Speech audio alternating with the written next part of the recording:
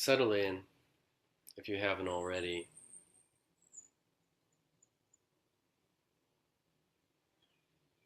What is a relaxed state of mind for you?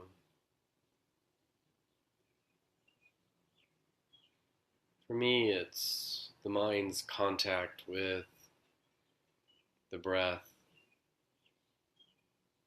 It's instantly relaxing as soon as the mind, in its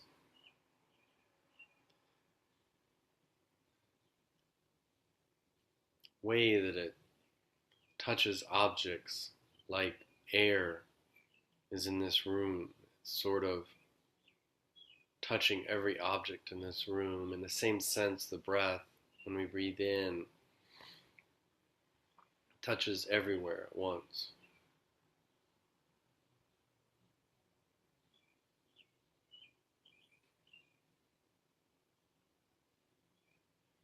Both inside and outside. There's a breath that feels like it's coming in and touching right into the abdomen, right into the chest.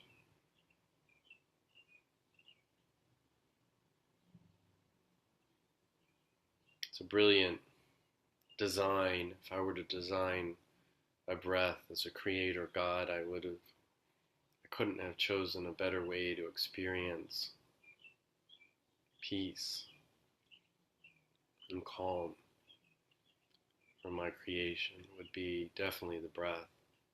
I think part of it is that the mind knows the breath is coming in, and it feels like an inside job, and it feels empty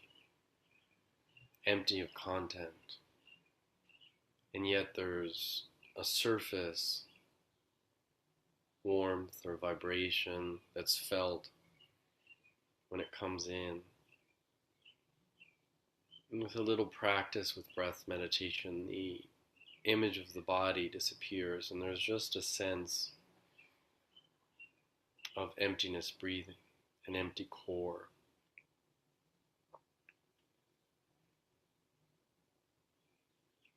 And there's just a vibrational contact without skin or bones, or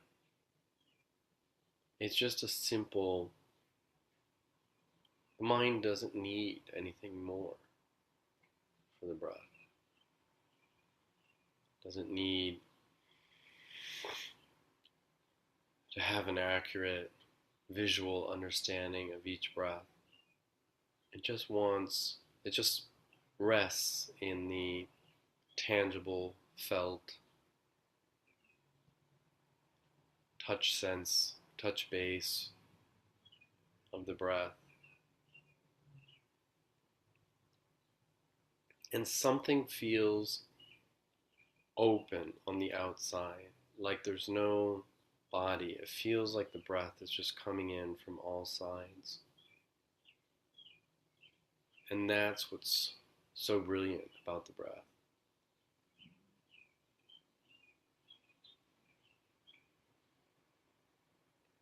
It's not like when you open up your eyes, the breath is coming in. It can be perceived as coming in the nostrils or mouth, coming into a closed container. But when you really feel the breath, there's no container. There's just changing warmth, changing sensation.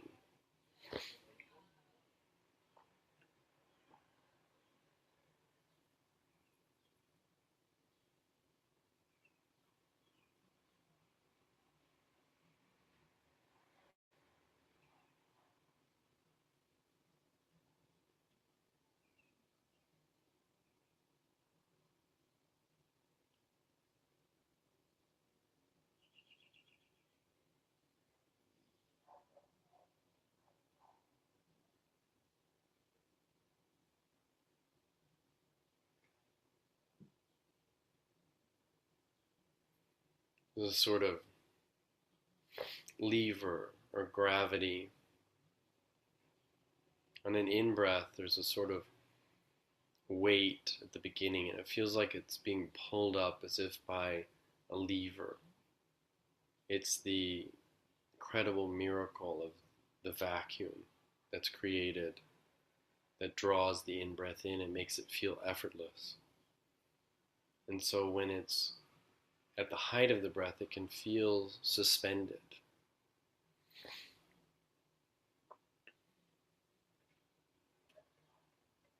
And that ease of the in-breath can be as relaxing as the out-breath. Can feel as much like a letting go because of the biological vacuum. And it's easeful on the in-breath. It's easeful for the heart. The heart doesn't have to beat extra hard for an in-breath. In fact, it feels like that weight that goes down into the belly, comes back into the heart. It gets lighter and lighter as it travels up.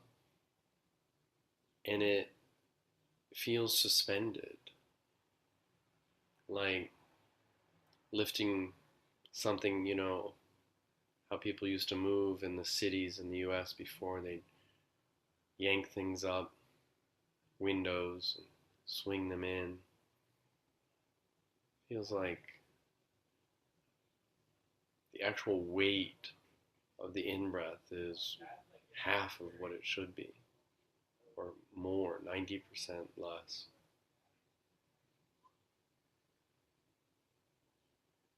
So the feeling when we talk about breath element, meditation on the breath element, is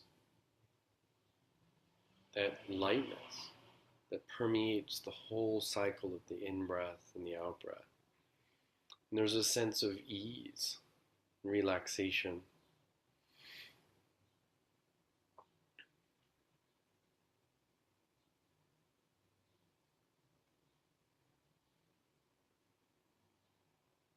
And the mind, which is so used to making everything so hard, right? It loves to remember the breath, the lightness, lack of inside outside, the simplicity of the touch sense.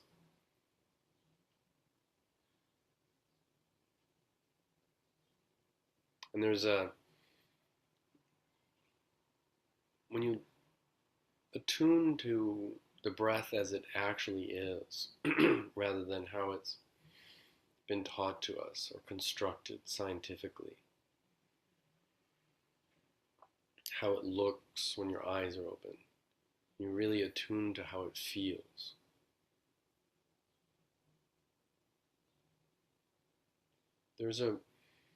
There are moments of radiance in the breath. By radiance, I mean expansion, lifting. It's uplifting just to close the eyes and breathe.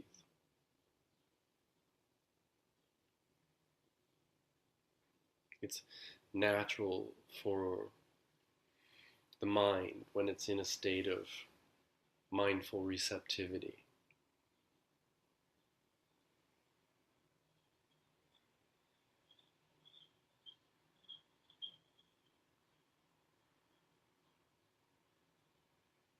To experience, for almost the mind to be like a sponge, to absorb the natural pleasure in the breath that's there physiologically, that is there naturally. We can say the mind is one with the breath. It's merged with the breath. The Buddha used the image of plunging.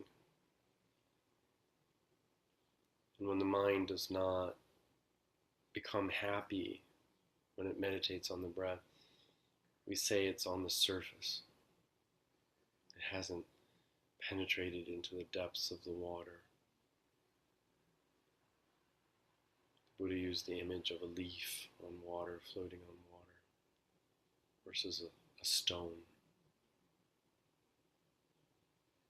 But do you feel what I'm saying? It's when the mind is merged with the breath is everywhere. There's nothing, there's no separation. There's no separation anxiety. There's no grief. You can grieve about a million things in life. A frown from a friend, bad report card when you're a kid, unkind word from your dad, feeling of smallness. But this breath is majestic. It is extraordinary. It is a blessing to merge with this breath. It's a great teacher.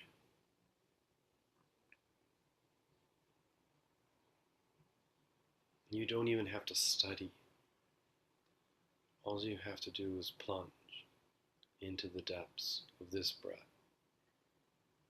and feel it everywhere.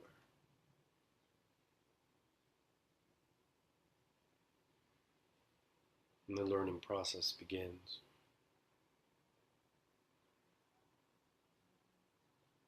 And in a sense, the learning never stops. There's a uniqueness to each breath. The more you see, the more subtleties you see in the breath, the more subtle your practice will become, the quicker and easier your practice will be to attain stages of awakening. This is really where we learn to trust, right? We learn the meaning of saddha or shraddha. Faith, devotion, confidence.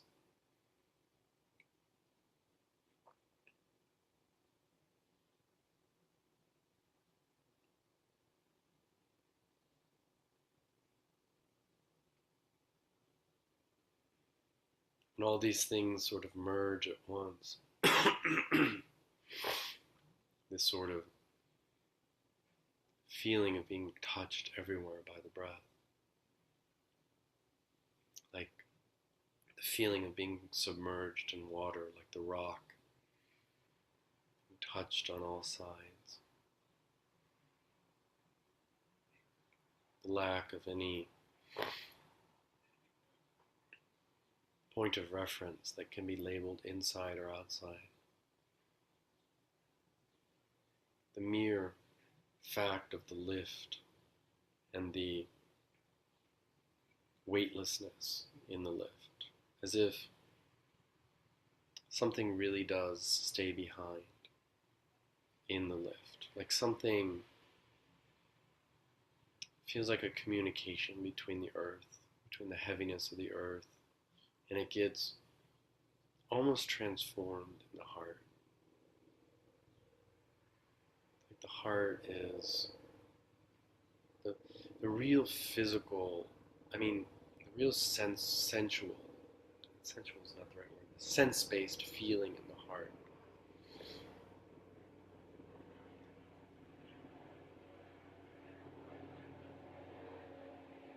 Sorry, I meant to show my remote.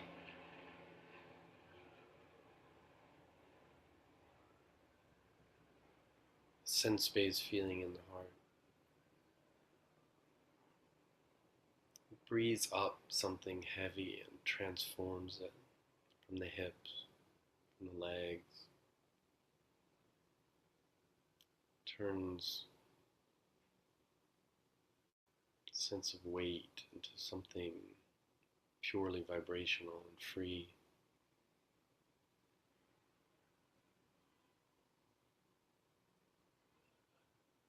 And it remains in that vibrational state forever. The breath is, each breath is an act of liberation. Earth element into air element.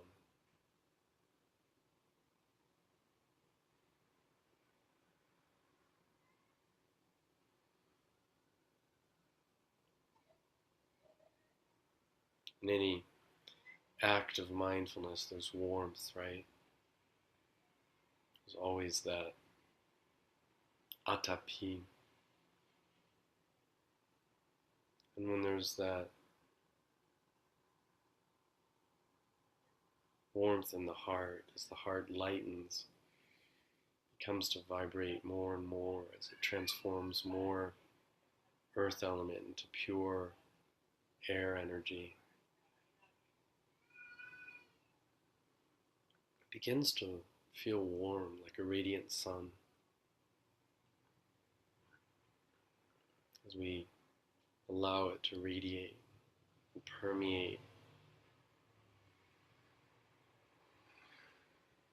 the whole universe.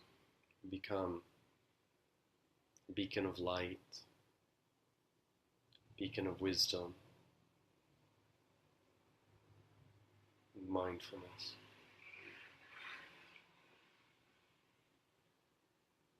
For the whole universe.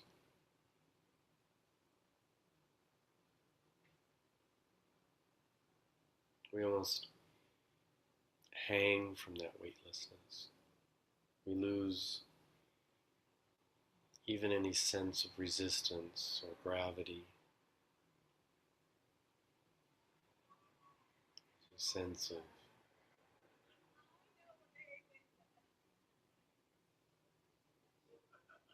building radiance in the heart, just like the sun, always in connection with us, always in connection with its planets, I should say. It's never running past them in any way. So the mind and this heart share this quality of attraction. The mind, when it notices this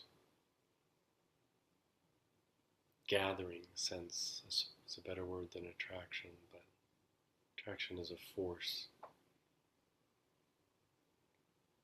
The mind falls into the orbit, you could say, of this warm radiance in the heart.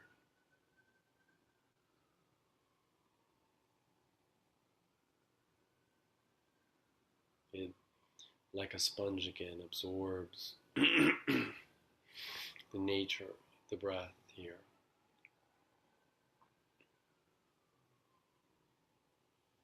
Which is to transform, illuminate, suspend, give flight to, becomes pure movement, pure flow of impermanence, but not the dry impermanence that you read about. The real transformative impermanence that feels like you can't take your mind off of it. It's the most witnessable law of the universe.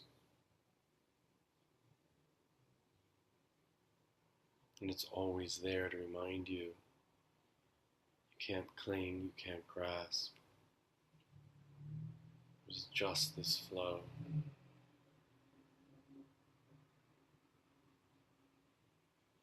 It's remarkable. How can we ever forget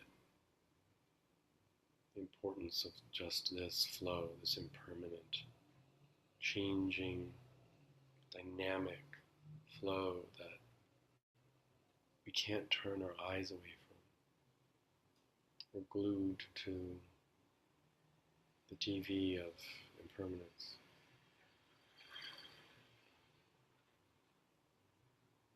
And all the practices merge here.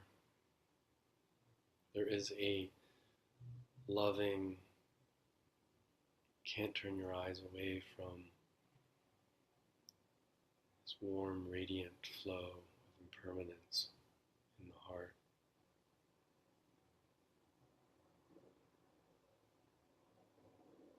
All all the suffering comes to rest here, all the suffering that resists impermanence. It wants to pretend to itself it can stand apart, can live longer, age better, never get sick, never have any suffering, have everything go your way.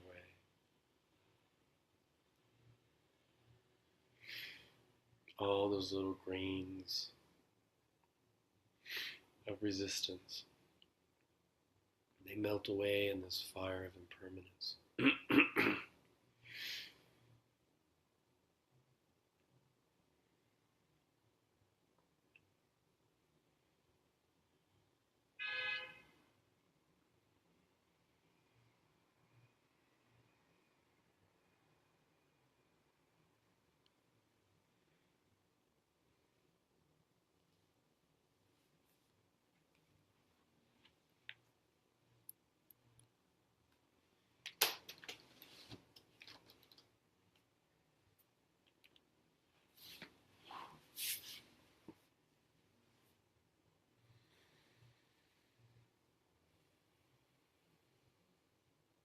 Bring to mind any things you're clinging to right now.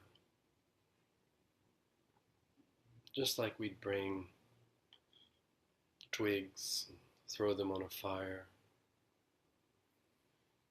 Throw this bundle of I, me, mine. This is my body. It's not the body body is already burning, meaning aging. But the clinging we can let go of. We can live just fine without our clinging. It needs to be in line with this radical and permanent flow. And throw our feelings are wanting more of this happiness and less of that unhappiness.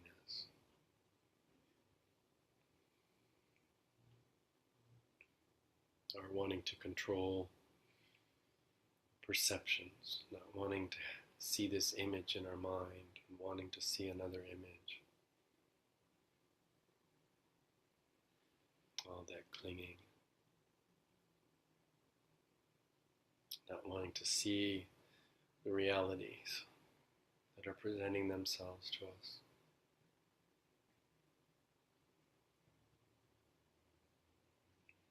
Thoughts and sankharas and wanting to think certain thoughts and not others. Trying to build a separate world of thought in our heads to resist reality more and more. We can let go of that clinging to views, Dittupadana, clinging to concepts of the self as being strong or weak or Western or Asian, you name it. There are more doctrines or views of self than there are stars in the heaven.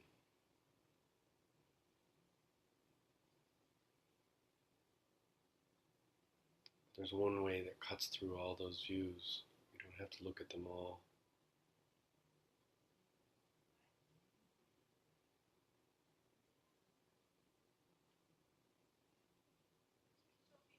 We can merge with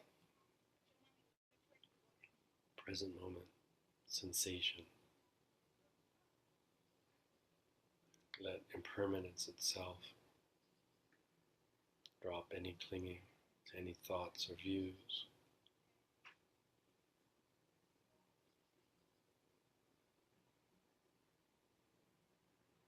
Consciousness, that I'm a being of consciousness traveling through time,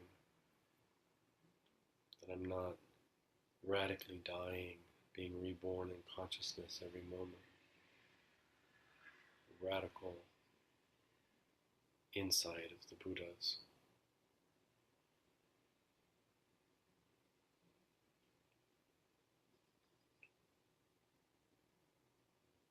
We can throw all these twigs into the fire of our heart.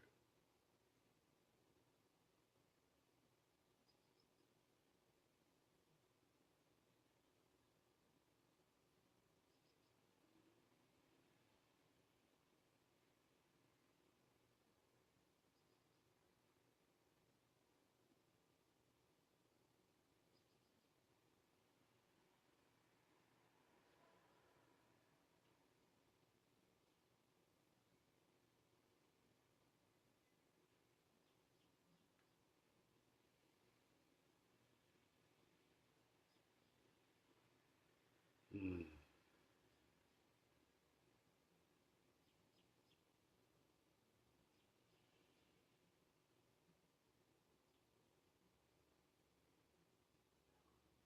Become a student of what's already happening. Non-clinging is already here.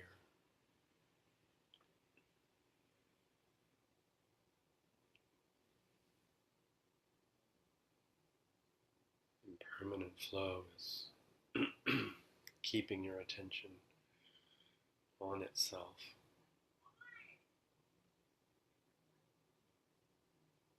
Just let yourself relax to the ultimate knowledge of impermanence.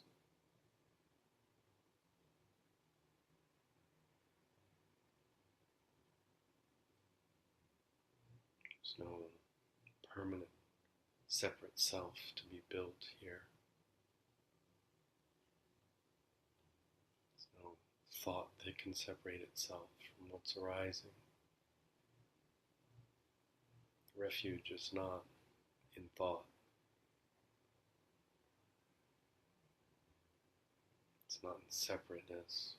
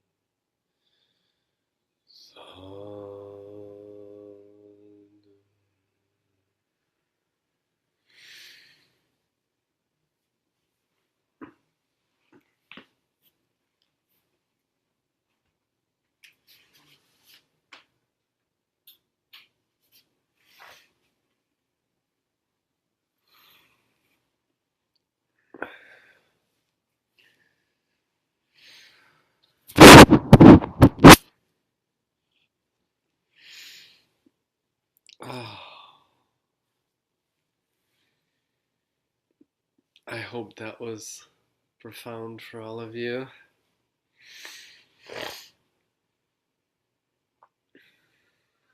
It was for me. Mm. Thank you so much. You're welcome, Haley. I had a question. Please.